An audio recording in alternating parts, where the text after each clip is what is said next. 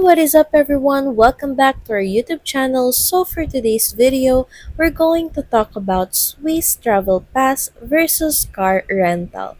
Which among the two is better? So let's dive into the video. Planning your dream trip through Switzerland and stuck between the Swiss travel pass and renting a car?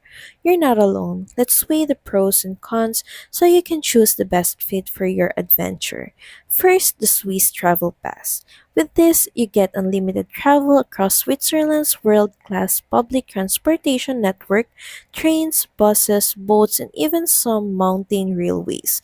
No tolls, no parking fees, no fuel costs, just hop on and go. It's eco-friendly, efficient, and the scenery from those panoramic train windows, unreal. Then there's the car rental route. A rental gives you complete freedom, stop when and where you want, detour into tiny alpine villages, and travel on your schedule. Perfect for road trips, families, or photographers chasing the perfect mountain sunrise.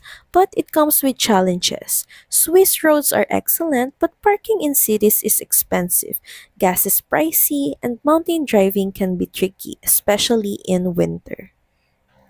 So, which is better? Go for the Swiss Travel Pass if you're visiting major cities and scenic rail routes. You want a stress free, no planning needed trip, and you care about sustainability and saving money on transportation.